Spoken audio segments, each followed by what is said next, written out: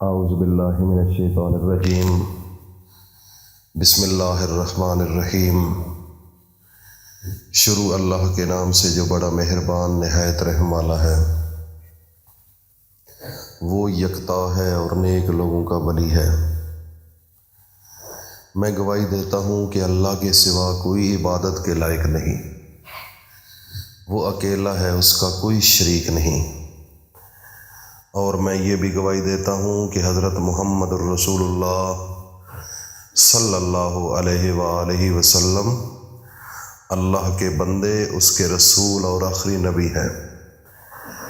میرے اللہ میرے سونے نبی حضرت محمد مصطفیٰ صلی اللہ علیہ وآلہ وسلم پر اور ان کی آل پر اور ان کے تمام صحابہ اکرام پر اپنی خاص رحمتیں، برکتیں اور سلامتی نازل فرما۔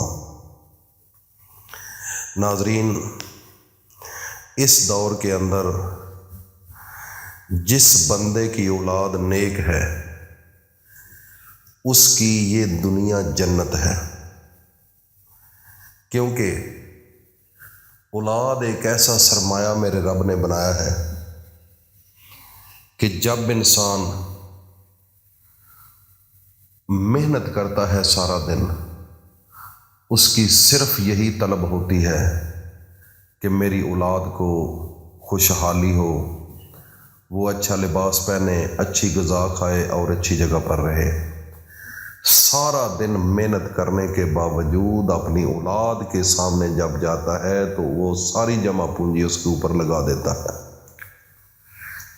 اور دل کے اندر وہ حسرت لے کر مرتا ہے کہ میرے مرنے کے بعد یہ سب لوگ خوشحال ہوں۔ دنیا میں اتنا کوئی عظیم رشتہ ہے؟ کوئی رشتہ اور دکھا دے ماں باپ کے علاوہ؟ صرف ماں باپ ایسے دو اللہ نے نعمتیں عطا کی ہیں اولاد کے لیے، وہ سارا دن گرمیوں کی شدت میں مزدوری کر کے اور ایئر کنڈیشن کے روموں میں کام کر کے جو اچھے طریقے سے مشکل حالات میں بھی مزدوری کر رہا ہے اور آسانی میں کر رہا ہے، لیکن ان دونوں کا جو موقف ہے، جو مقصد ہے، وہ فقط ایک ہی ہے کہ اپنی اولاد کو خوشحال کرنا۔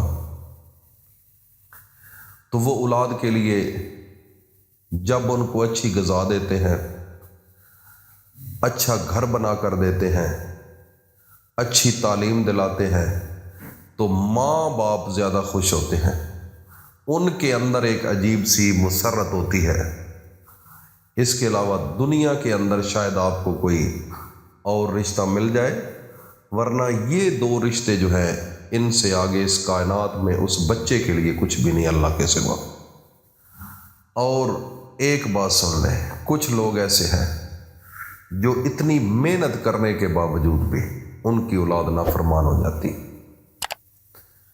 میں کہتا ہوں کہ اس وقت جو باپ اتنی محنت کرتا ہے، رات دن گرمی کی شدت کو نہیں دیکھتا، اپنے وجود کو، سردیوں کی ٹھنڈک کو نہیں دیکھتا کہ میں بستر میں لیٹا رہوں، وہ اپنے بچے کے لیے اپنی جان کو حاضر کر کے وہ کام کر کے اس سے پیسے لے کر اپنی اولاد کے لیے لاتا ہے۔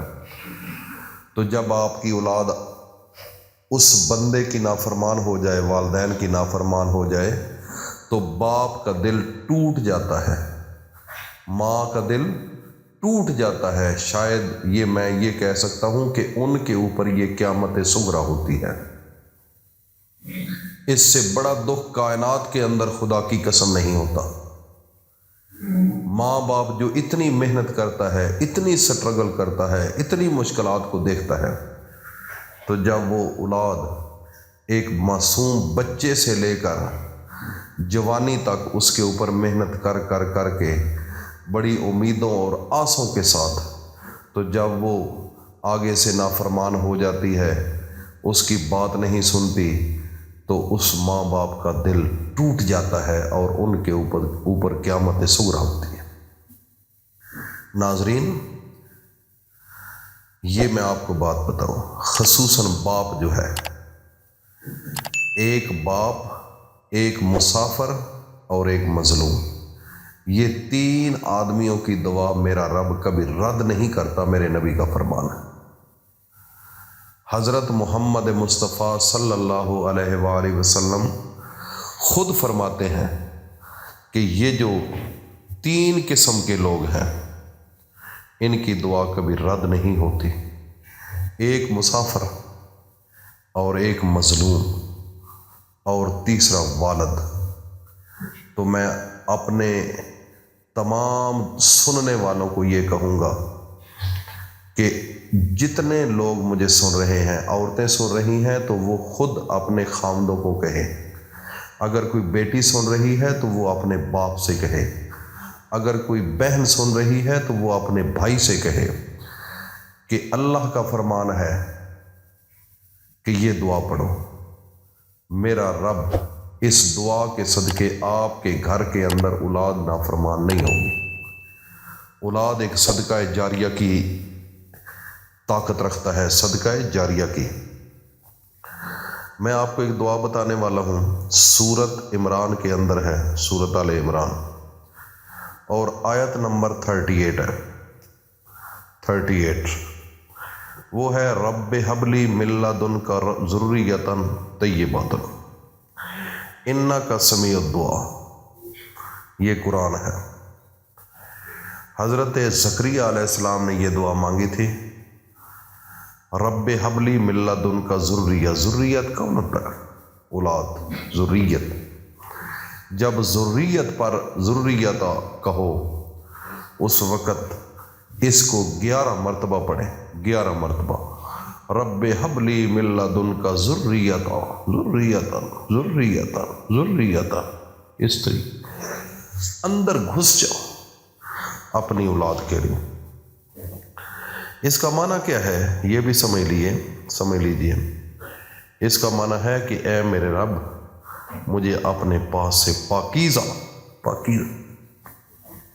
اولاد عطا فرما، بے شک تو دعاؤں کو سننے والا ہے، کیونکہ تیرے بغیر اور کوئی سننے والا نہیں۔ ناظرین، یہ وہ قرآنی دعا ہے۔ اولاد ایک صدقہ جاریہ ہے۔ جب اس دنیا سے آپ چلے جاتے ہیں، ساری زندگی کی جمع پونجی ہوتی ہے، آپ کے بعد، آپ کے جانے کے بعد وہ آپ کے لیے صدقہ جاریہ بن جاتی ہے، دعائیں مانگتی ہے، خیرات کرتی ہے، اصالہ ثواب کے لیے۔ اور جو اولاد اچھی نہیں ہوتی وہ آپ کے لیے صدقہ جاریہ نہیں بنتی۔ اس لیے یہ جو دعا میں نے بتائی ہے اس کو ہر صورت میں پڑھو اور اپنے گھروں کے اندر امن اور سکون لے کر آؤ۔ اس کے بغیر ناظرین گھر کے اندر سکون ناممکن ہے، کیونکہ یہ ضروری چیز ہے۔ ہمارے گھروں کے اندر اگر اولاد بگڑ گئی ہے تو اس سے بڑا عذاب کوئی نہیں، اگر اولاد ٹھیک ہے تو اس سے بڑی آزادی کوئی نہیں۔ یہ ایک چھوٹا سا عمل تھا، آپ کو بتایا ہے، اگر آپ نے کر لیا تو اولاد کی پریشانی آپ کے دل سے ختم ہو جائے گی۔ اللہ پاک ہم سب کا حامی و ناصر۔